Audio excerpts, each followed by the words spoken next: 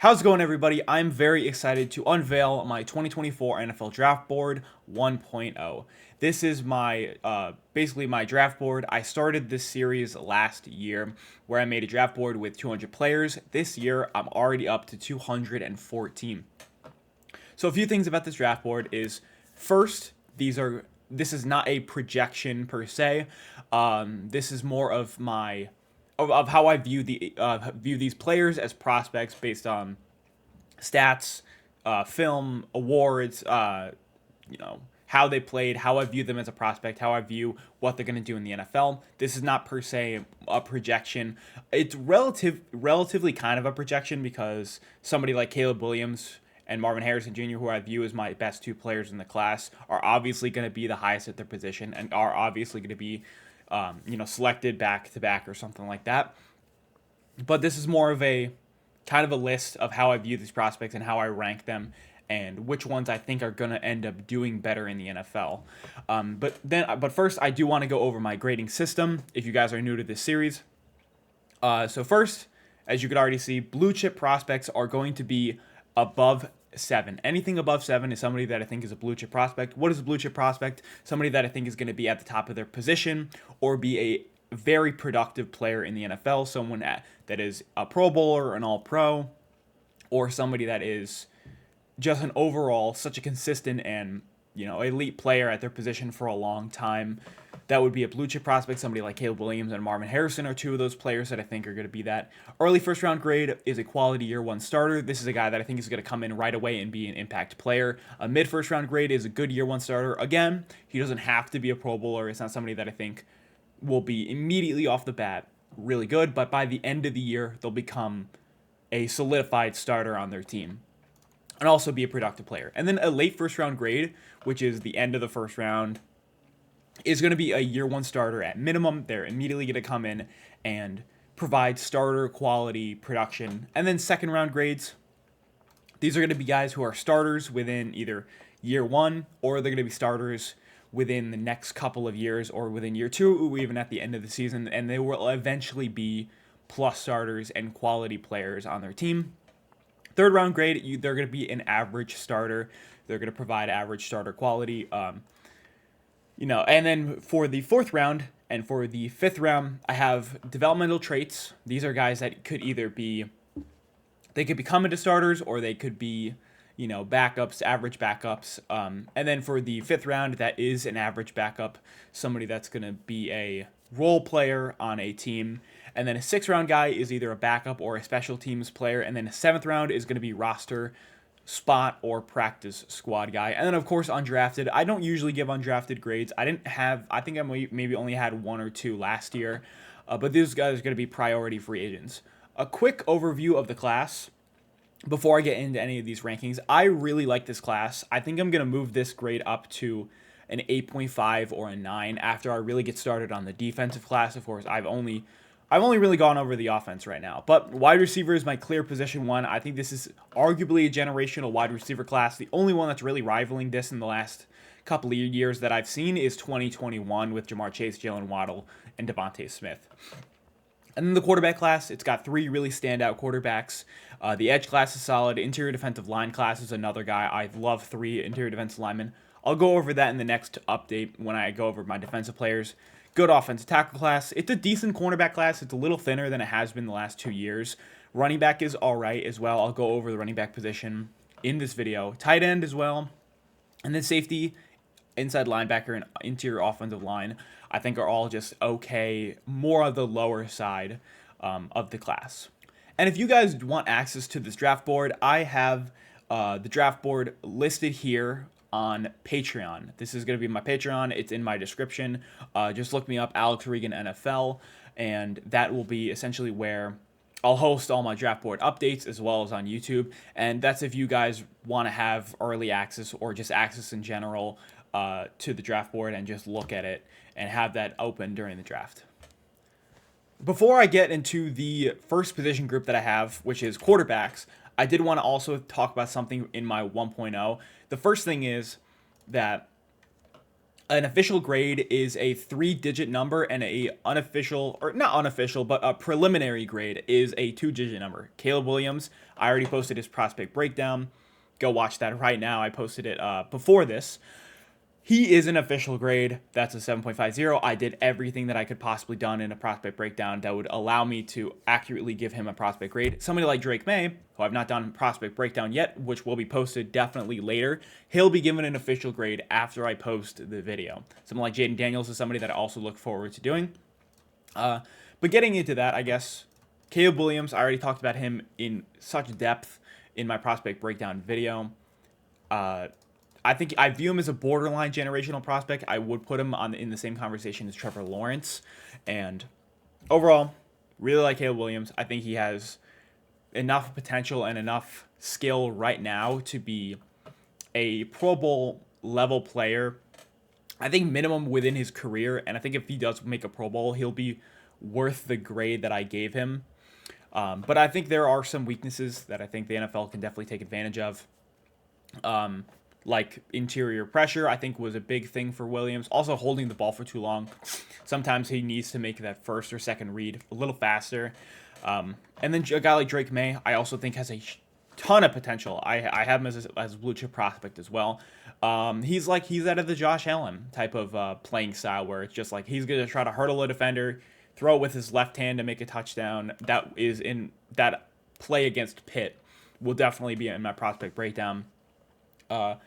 Overall, really like Drake May, but he does have more boom or bust potential because there are plays where there are some turnovers that Drake May makes or turnover worthy plays that Drake May makes that are just like absolutely bonkers. Jaden Daniels is a guy that I also like a good amount. He did win the Heisman. However, Jaden Daniels, the thing about him is he runs. He's just like a first read and then run type of guy. He reminds me a lot of Justin Fields, but it worked in the college level a ton. That really does not work in the NFL. I would love for a team to draft him that can develop him as a passer and make sure that he stands in the pocket a little longer. And he's a little He's a little antsy in the pocket. He's a little antsy. When I was watching some Malik Neighbors film, he was really like one, and then I'm going to put it in my left hand, or I'm going to tuck it, and then go. But overall, like, he's got a cannon of an arm. He's fairly accurate as well, and he can drop dimes in a bucket. He's pretty good as well. Michael Penix Jr. scares me a little bit. I think he has the biggest chance to not work out of any of these guys. Multiple season-ending injuries, 2 ACLs, I think 2 shoulder injuries as well, but he was played very well at Washington. Even made it to the national championship. But overall, I'm kind of lukewarm on Penix as a prospect. I might move him a little down from the preliminary 6.3 grade, but I think he could end up being like a mid-tier starter and a serviceable guy. Bo Nix is another interesting player that I'm thinking of whether to put him a little higher than Penix or keep him where he's at. Bo Nix is, I think, the best at going from 1, 2, 3 in the pocket, and he's also the most accurate. He had a 77.4 accuracy grade with like a 9.5 yards per attempt, which is a good sign. And 45 touchdowns to 3 interceptions is super productive. But he'll be 29 by the end of his first contract, or by the end of his rookie contract. And then JJ McCarthy's another guy. I'm very lukewarm on him. I really like his ability to throw on the run, but he's the least productive out of all the quarterbacks. Least amount of passing yards, 22 touchdowns. He did have 4 interceptions, and he's good at throwing on the run, and he's good at operating. He was good at operating the Michigan offense, but it really ran through the offensive line and through the run game with Blake Corum. So I'm kind of lukewarm on JJ McCarthy. I think he left for the draft too early, and I know it was because John Harbaugh left Michigan, but I think JJ McCarthy needed another year to be seasoned. He's still really young, too. He just turned 21 years old. And then Jordan Travis broke his leg. Unfortunate. The FSU probably should have made the college football playoffs. But Jordan Travis is a guy that I'm all right. I'm all right on him. He's solid. He can operate an offense well. He's a good dual threat. He can run a little bit. He can pass well. Not the greatest deep ball. Not the best at fitting it in sometimes. But overall, like he's a very safe quarterback. He doesn't turn the ball over too much. Michael Pratt is a good dual threat. He can run the ball a lot, and he's very consistent as well. But I'm also like, he's a borderline starter. I probably would think that he would be on the bench his first year and drafted within the first like 4 rounds. Joe Milton, and then outside of these like 8 guys, I'm really out on all the rest of the quarterbacks. That'll be a little spoiler alert. But yeah, I'm kind of out on the rest of the quarterbacks. Joe Milton, I don't see him working out at the NFL level. He's got a cannon of an arm, but he's 24 years old, and he didn't show like much college production at all. Tua Tagovailoa's younger brother, Talia Tagovailoa. I'm also kind of out on it. He's also older. All the like another thing that I forgot to mention. This quarterback class is so old. Caleb Williams is 22. Drake May is 21. Jaden Daniels is 23. Penix is 23, going on 24. Nix is 23, going on 24. McCarthy just turned 21. But Travis 23. Pratt is 22. Milton is 24. Tagovailoa is 23. Hartman is 24 right now, going on 25 in the draft. I'll speak about him in a second. Rattler's 23, Reed's 23, Leary's 23. But Tagovailoa, I'm all right on him. He's really, really small for a quarterback. I think he's under 200 pounds. Sam Hartman, out of all these guys, he was probably the most efficient and productive, but this dude needs to kind of put football to the side and become like a model. All right, bro. Like, it's time for him to get a job. He's been in college football for like 6 years now, or five or 6 years. He's 24 years old right now. By the time the regular season hits, he'll be 25, or he'll be 25 years old, and he doesn't have he is not that great at Notre Dame's offense really ran through Audric Esteem. Can't really throw it deep. The passing game at Notre Dame was like very lukewarm. It was all right. He knows how to he can operate a system well. He can make accurate throws, but like he is not like at all a game changing quarterback. It's either he's a clipboard holder for the rest of his career, or he does modeling basically. Spencer Rattler. I don't know why anybody.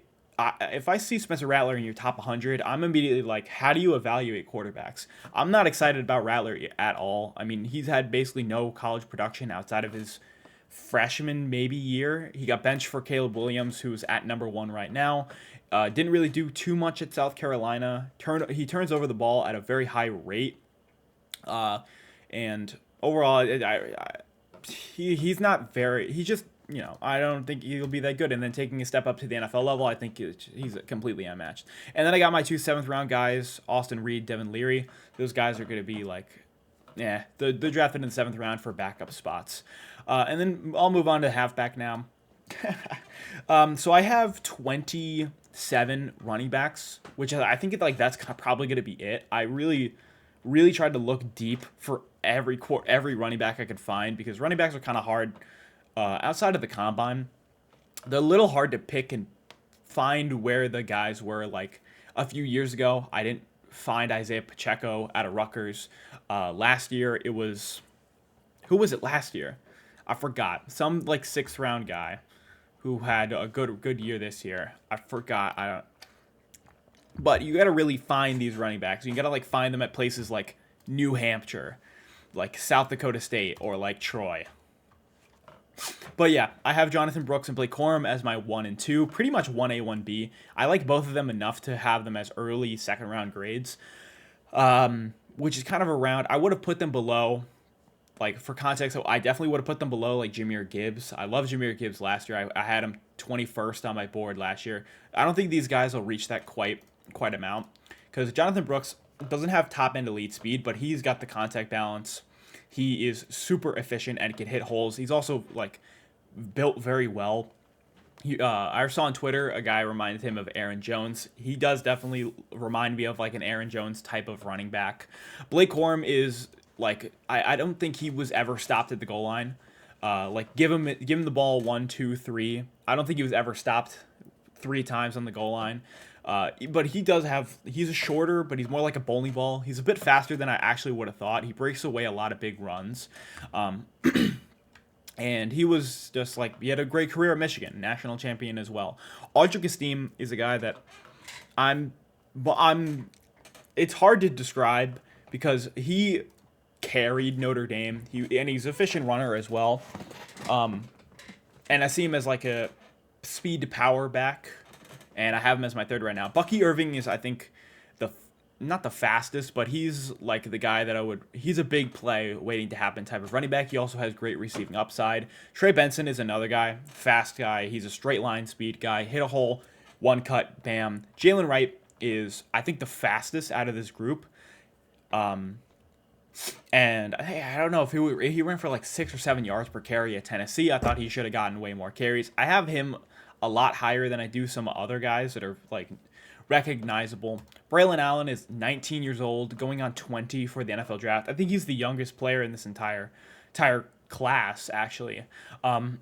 Overall solid. He's more of a ground and pound type of running back, not a.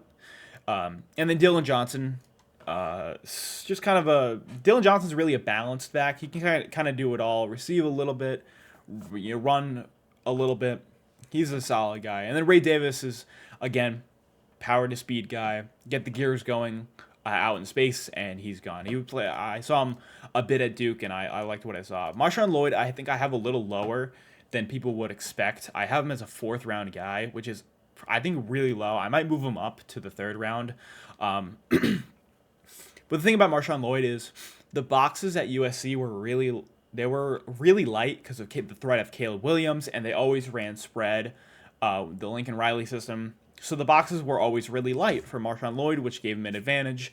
He would get much more favorable matchups against 4 defensive linemen, maybe only 2 linebackers, maybe even 1 at some points when they ran dime, or when opposing defenses ran dime. So I'm thinking more stacked boxes. I don't think he's really going to punch through those as efficiently. Corey Schrader, it was the most productive running back in college football. I think he led the FBS in rushing yards with like 1,600 and something.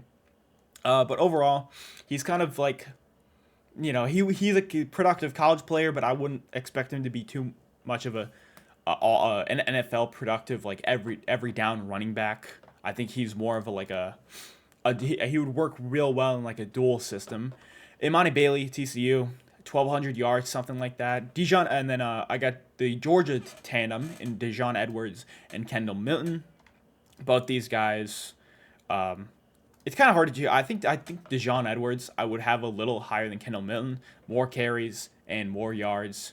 Even though Milton did have more touchdowns this year with 14, Dejon Edwards had 13 as well. But those guys have both been they've been the Georgia backfield for the last 2 years. I have Jace McClellan and Will Shipley leading the 5th round. McClellan kind of took over the Alabama backfield, but overall he's solid. He was, I think, a step back from what Jahmyr Gibbs was last year. A little less receiving upside than Gibbs had. Will Shipley is like he's not super efficient. He's not super powerful. He's not super fast either, but he's a solid receiving guy. And then you got three small school running backs. Kamani Vidal, Isaiah Davis, and Frank Gore. Vidal had I know he had 1,100 something yards, and 10 plus touchdowns. But Isaiah Davis is the real guy that caught my eye when I was looking for running backs. He had 1,500 yards, I don't know, it was 14 or something touchdowns, maybe total touchdowns. And South Dakota State won their division, or their FCS divisional championship, or something like that. I don't know if South Dakota State won the FCS national championship. But Isaiah Davis led that offense. He was really their big guy there. Also 6'1", 200 and something pounds, or 6'1", 210. Frank Gore, and he was also an every down back. Frank Gore Jr., the son of Frank Gore, he's solid at a Southern Miss. He's got his quick feet, good acceleration. And then Johar Jordan at a Louisville, solid guy as well. Was a Louisville's leading running back, and they were top. They were in the ACC championship.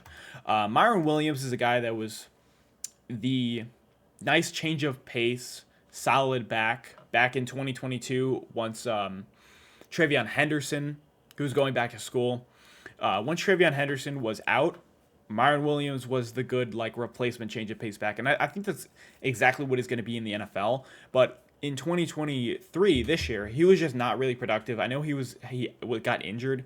He didn't play as much either. Didn't get as many carries. So Myron Williams is a guy that I probably will maybe move up later in the draft because he was efficient in 2021 and 2022. It's just kind of this year kind of put a stain on his efficiency. But in the future I might move him up to the 5th round, maybe even the 4th round. Tyrone Tracy, Carson Steele, and then Dylan Lobb, Austin Jones, and Blake Watson round out all my running backs. But now it's time to go into the big position, which is wide receiver, the thing that everybody should be waiting for. But I'm going to go a little quicker with this one because there are 33 wide receivers I currently have, and I'm probably going to end up adding more once the combine comes around. But already, go watch my Marvin Harrison Jr. prospect breakdown video. Link, or it's on my channel.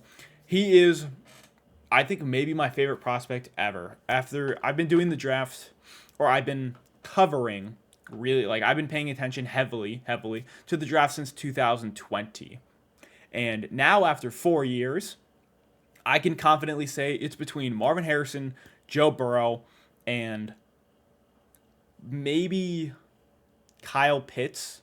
Not maybe Kyle Pitts, maybe Trevor Lawrence and Jamar Chase. Between some like my absolute favorite prospects I've ever done. And it's arguably Marvin Harrison that takes the cake, as well as Joe Burrow. But Marvin Harrison, he's just that dude. Go watch my video on him.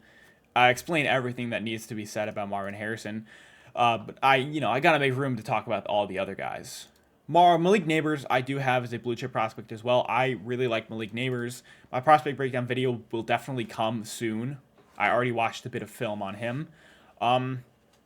The explosiveness, acceleration, quickness, change of direction, body control.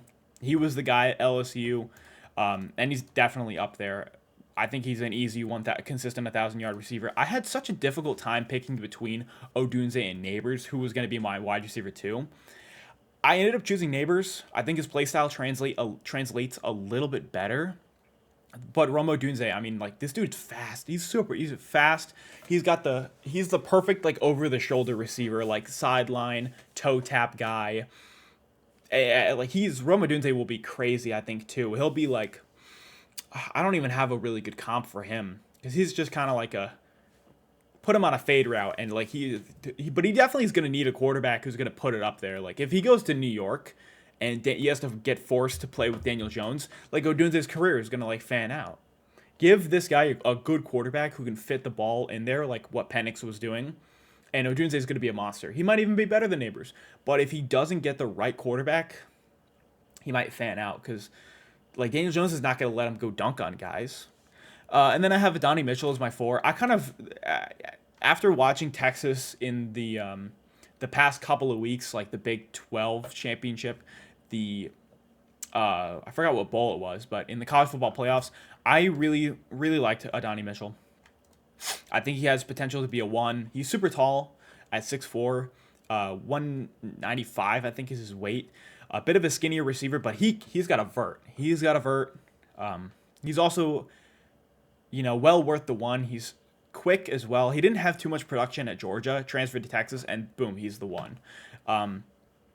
But like him a lot. I think if anybody has potential to be an actual X or number 1 receiver out of these guys, I would pretty much put Adonai Mitchell in my list. Brian Thomas Jr. is, I think, a perfect 2. He is an X body receiver. By the way, an X receiver is an outside boundary, outside of how do I describe this? You have the tight end here, and you have the X here. If you want a dagger or a Z, the dagger goes on the same side as the tight end, and then the slot is between the 2 outside receivers. So Brian Thomas Jr., I think, is even an X, but he is a wide receiver too. He's more of a big play. Mike Williams is a real good example, I guess, of what Brian Thomas Jr. does well. Maybe not the best, and maybe not the Mike Williams type of aggressive catch player, but basically it's straight line, go, or it's a comeback, or a curl, or an in route.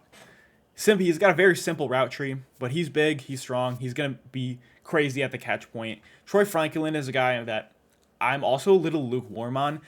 He is very fast. He's a crosser guy. He's kind of just a let him burn a defender deep. He's got a little bit 10% drop rates. If it goes any drop rate over like 8 for me is a bit of a red flag because that's consistent drops. He's also not a very he's a skinny receiver. But he is a dagger type of receiver.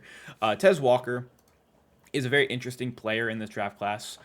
I guess just Tez Walker didn't have a ton of college production. I guess it looks like because he had an issue with the NCAA's transfer rules, blah, blah, blah. Only played in 8 games at UNC, but he had basically 700 yards, which is like a 90-something yards per game. He had 6 games with 100 yards once he came back. Immediately a productive player, but not the best. Oh, no, he's also a contested catch guy. Also a good contested catch guy. But the problem is that he's not the best against man. He doesn't generate a ton of separation. And then Jalen Polk. Jalen Polk was the number 2 to Rome Odunze. Again, I think he's a perfect number 2. He's similar to Rome Odunze. He's also really good with his body control, catching over the shoulder, and then generating yards after catch. Leggett is a huge. He's just like a DK Metcalf. He really is like a DK Metcalf type of guy, where it's just power, speed, strength. He's either gonna blow by you, and Xavier Leggett is like built. He's built at like 6'3", 220 pounds. Like he's built, but he's also real fast. He can move very well. Coleman is a contested catch artist. I know a lot of people are really out on Coleman. I'm not totally out on him, but I don't think he's a first rounder. I have him as a late second. He could definitely be a productive 2 at the NFL level, but he is a jump ball. That's kind of it. His route tree at FSU wasn't great because they really had 2 of the exact same receivers in Johnny Wilson and Xavier and Keon Coleman. And obviously, Jordan Travis already had a year with Johnny Wilson, so he would target him a lot more. But I wish Keon Coleman got a bit more of room to roam, I guess. And I wish that he got more opportunities at the catch point and in the end zone. Even though he had 11 touchdowns, I'm pretty sure he wasn't targeted on a consistent enough basis to have like 1,000 yards, the numbers, blah, blah, blah. His contested target percentage was also super high, which means that he doesn't really generate a lot of separation. I don't think he does either. He's a bit of an interesting guy. It's a bit of an interesting guy to see if he works out. It could be a Quentin Johnson type of situation where he just absolutely doesn't work out because he just doesn't get the contested catches. But Xavier Worthy is a bit of an interesting guy as well. He's thinner. He's a 170-something pound receiver. But he's really quick. Great special teams guy. I think he's a special team All-American. And overall, solid receiver. I know he did outproduce Adonai Mitchell, but that's because Xavier Worthy's great after the catch. Good routes. Good deep threat as well. And then you got the guys like Malachi Corley, Brendan Rice.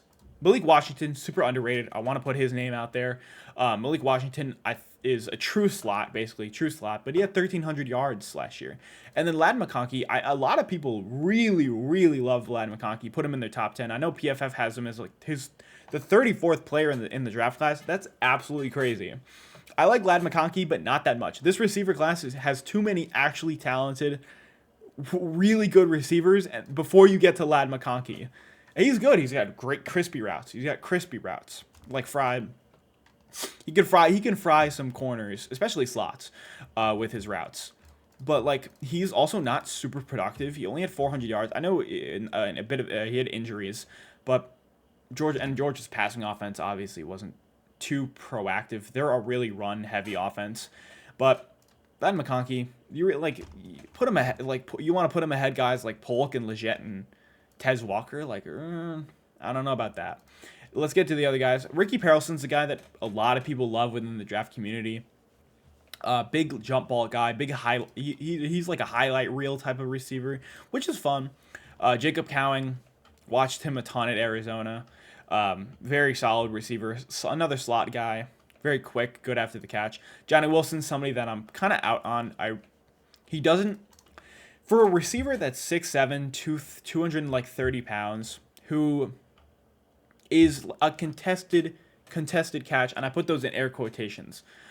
for that kind of guy, he drops the ball like so much, and he's not that great against man coverage, and he doesn't generate a ton of separation other than like slant routes and in routes. He's not that fast either.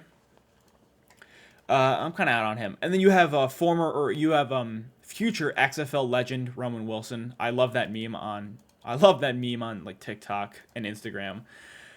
Roman Wilson, solid guy. Like he's just like I think he'll be like a solid, decent after the catch, solid route runner. Overall, like a wide receiver 3. I kind of view Wilson as. Same thing with Jermaine Burton, another guy solid after the catch, isn't gonna drop the ball. And then you got the guys that are either underrated or guys that a lot of people don't know. You have Jalen McMillan, who's the most known out of all these guys, the wide receiver 3 at Washington. Had a bit of an injury, but I mean he was the wide receiver 3 on like the best wide receiver core. And then you have Torrey Horton. A lot of people don't know Torrey Horton, 1,000-yard receiver out of Colorado State. I watched him get like 230 yards against, I don't know who it was, but I work for PFF. I'm a data analyst for Colorado or for PFF, and I did one of his games at Colorado State where he absolutely went off. Solid deep threat. I wonder if the combine is going to help him boost his draft stock with like the 40 time and his vert and his actual measurements. And then you got guys like Tosh Washington, Jamari Thrash, Isaiah Williams, all slot guys probably. Excuse me. All slot guys in my opinion. And then you got the lower guys like Ainias Smith, Javon Baker, Joshua Cephas, Jordan Whittingham, the wide receiver 3 at Texas, Marcus Rosemy, Jack Saint, the leading receiver at Georgia. And then you got Jalen Colker out of Holy Cross, who, if you saw on Twitter, Brett Coleman shouted him out, which is a big thing too. Deuce Vele, and then Cornelius Johnson. So that'll round out my wide receivers. That's a huge class. Once I get to the actual like grading of all these receivers, I'll go much more in depth onto these players than I am now. I'm just trying not to make this video an hour long. I'm already been recording for like 20 something minutes, and I got a whole nother 3 positions to get to. I'm gonna be real quick with the tight end class. I'm really, other than like 3 guys, I'm really out on this tight end class. Not to say that I hate this tight end class, it's just nowhere near the caliber it was last year. Brock Bowers is a generational tight end. He might be my highest graded tight end ever. I think he's arguably either the same or a better prospect than even Kyle Pitts, who Kyle Pitts was viewed as like the next, like future tight end great. Brock Bowers definitely has that candidacy. Brock Bowers, once I do my prospect breakdown on him, is going to be nuts. Brock Bowers, I have him as my 3rd overall player in an absolutely stacked class, which is crazy.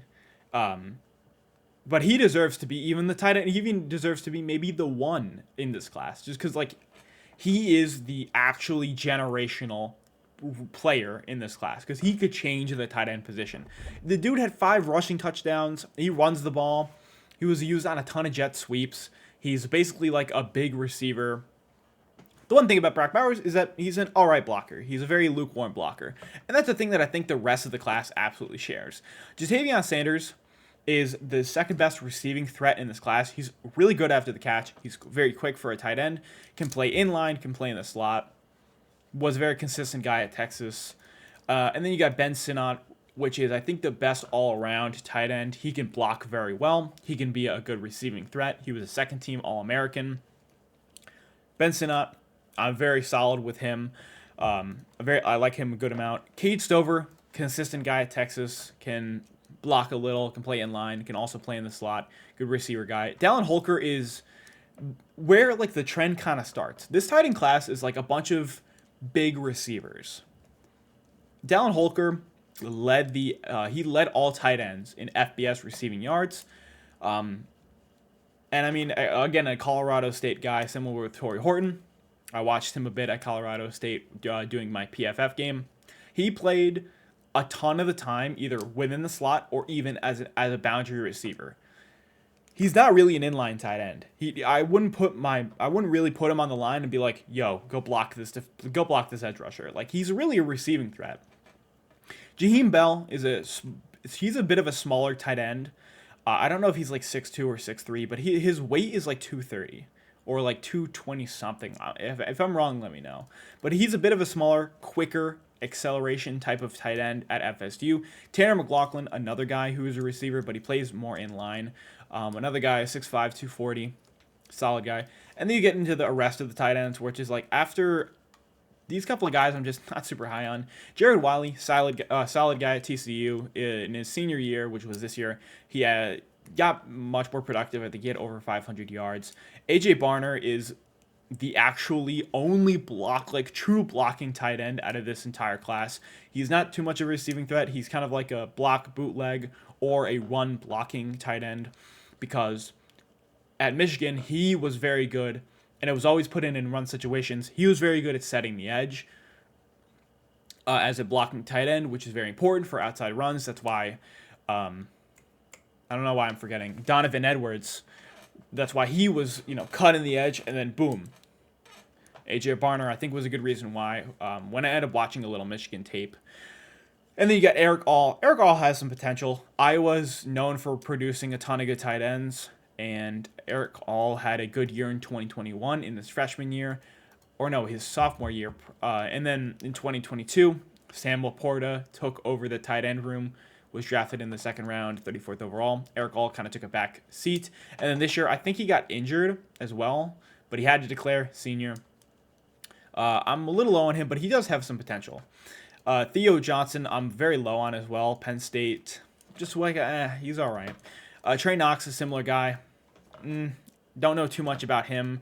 Isaiah Rex has just been at BYU for a long time. He's just been the tight end there. And then Brevin Spanford, I see him basically sometimes above guys like Wiley or McLaughlin. Brevin Spanford, look at his PFF grade, man. He had a 44.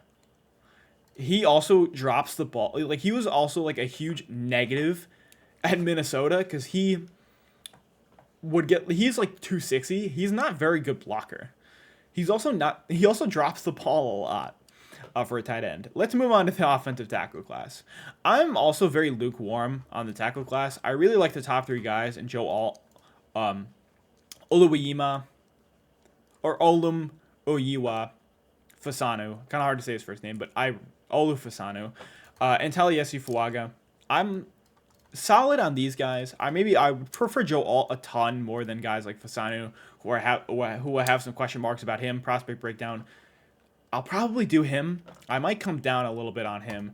Taliesin Fuaga, I also got to do something with him. But he's a mauler. He's the best run blocker, I think, in this class. J.C. Latham and Artemis Mims are two, the right tackle tandem in the second round that I have, or second round grade. They're all right. J.C. Latham is a guy that he's a consistent right tackle. I would put him as a plug and play. Put him in there, he'll be solid. I don't think he'll be super elite. Artemis Mims has a ton of potential. He just hasn't really played a lot. In 2022, he did play the majority of the time at right tackle at Georgia. This year, he got injured. In his 2021, he didn't play a ton either. But highly rated recruit, and he's got some potential. Also athleticism. Patrick Paul was one of the best pass blockers. I think he was the highest graded pass blocker for PFF in 2023. I think it was number 1. Joe Alt was number 2. By the way, Joe Alt prospect breakdown definitely coming soon. That's a must. And then another thing, PFF grade, the grade, is something that I care about a lot for tackles, because it's kind of hard. Nobody's gonna watch all 800 snaps of Joe Alt and evaluate how good he is on a snap to snap basis as a tackler. I think the grade is a relative number of how good or how inconsistent somebody is at actually blocking, because there are really no run blocking stats for an offensive tackle other than defense, I guess. How good a defense did against an offensive line at run stuffing and average depth of tackle, something like that. But that's a defensive stat. It's not really an offensive stat. Pass blocking, you have a ton of stats. Sacks allowed, hits allowed, pressures allowed, pressure efficiency rate, or pass blocking efficiency rate, stuff like that. So grade is kind of something that I do look for with offensive tackles. So that's something that I do reference a ton. But Patrick Paul, very solid graded pass blocker. Jordan Morgan is another guy. I might move him down a little bit out of Arizona, but overall, solid. Again, another good pass blocker. Troy Fatanu is someone that a lot of people are high on in the draft community. Even a guy like DJ Jeremiah put him within the first round. I'm kind of low on him. He allowed 23 pressures, 2 sacks, and didn't have the highest run blocking grade. Didn't even have the highest pass blocking grade either. Also, not the biggest offensive lineman at 6'4", 300 something pounds. I think like 310. And Washington's offensive line against Michigan, basically an NFL defensive line, because they had Chris Jenkins, they had Kenneth Grant, they had not Michael Barrett, Mason Graham, the edge rusher number 5, I forgot his name. But against basically an NFL defensive line, he kind of struggled. Or not kind of struggled, the entire line really struggled. Graham Barton, I think he declared to the Senior Bowl as a guard. He is a bit thinner and not lighter, but a bit smaller. I think it's 6'4" for a tackle. But overall at Duke, he was solid, good run blocker as well. Javon Foster and Christian Jones are 2 guys that I think are underrated. Guys that I have above like Guyton, Sumatai, even Blake Fisher, and I can't say his last name. Kyron. I'll just call him Kyron. Christian Jones. PFF really liked him. They had a 78 pass blocking grade, 81 run blocking grade. I think he was solid at Texas from what I saw in the college football playoffs and the other game, or in the Big 12 championship. Javon Foster as well. PFF graded him super highly. Guyton is a solid right tackle. And then Dominic Pooney is a guard tackle kind of guy. He'll probably, if he moves to guard, he'll probably be drafted a little higher. Kingsley Sumatai is a flip tackle, but that's what you see. I have like left tackle, right tackle here. A guy that has O tackle or OT is a flip tackle. He's also a guard. He played a little bit of guard at BYU. He's all right. Blake Fisher was the other tackle to Joe Alt, and he was a little bit worse. Decent run blocker, not as good as a pass blocker, I would say. And then Kyron, still can't say his last name, but out of Yale, didn't play a ton last year, but in 2022 he was solid. I do see him graded way too highly based on PFF. They have him as like a top 10 tackle. I don't really view it like that. And then you get to the guys who are just like, it's very hard to recognize these names, but I just kind of have them. Guys that I probably won't get to in the film, like Jalen Sundell, Satoa Lamo. I definitely botched that name. Matt Goncalves, Roger. The names for the offensive tackles this year are tough because there are a lot of Hawaiian names. Roger Rosengarten, Delmar Glaze, elite name, Nathan Thomas. I don't know. Let me know if any Michigan fans are here. Ladarius Henderson, how do you guys view him? Because he was a transfer to Michigan last year, and I don't think he played very well. It may be a bit of a good... I mean, run blocking, sure, but I don't know about pass blocking. Ethan Driscoll, Donovan Jenkins, Andrew Coker, and then Julian Pearl.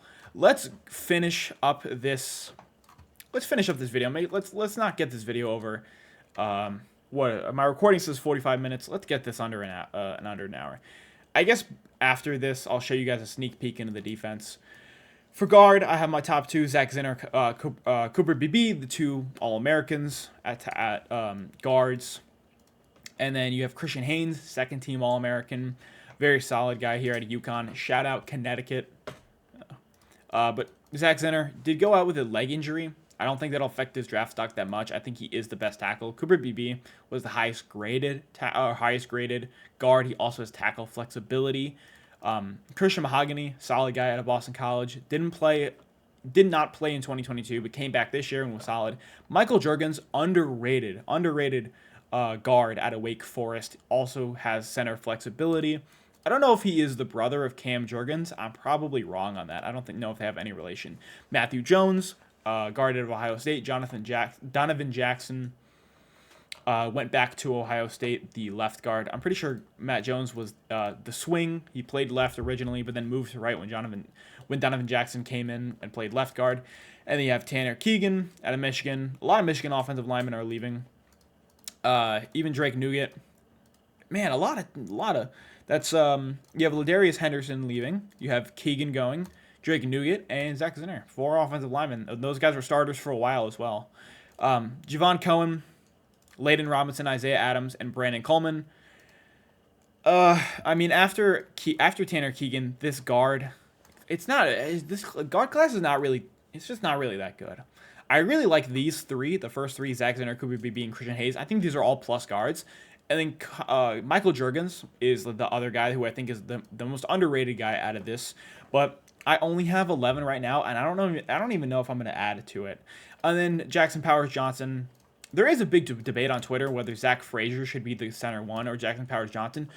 Jackson Powers Johnson had only allowed like 3 pressures, which is, for a center, it's a little easier because they get, I guess, like they're more used on double teams, and especially for Oregon, they other than like Utah, they run a lot of nose and a lot of one techs. Jackson Powers Johnson, I mean, great run blocker and great pass blocker, good overall guy. Zach Frazier is more of a power guy, former wrestler. He was a 4-time wrestling champion. I forgot where from, but he's a powerful guy. I would love him in like a run first scheme. Cedric Van Pran Granger, I originally had him as my center 1 in the preseason. Moved him down a little bit. He was just all right this year at Georgia. He's been solid. And then Drake Nugent. I think these 4 are all very quality centers. And then you got the center guard tandem that I have as 5th round grades here with Bukes Limmer and Tanner Bortolini.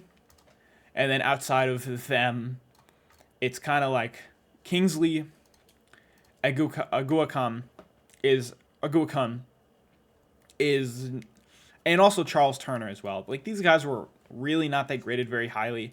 Andrew Ram had like a 50 PFF grade, and they both, I think, all allowed like 3+ sacks, which is very high for a center.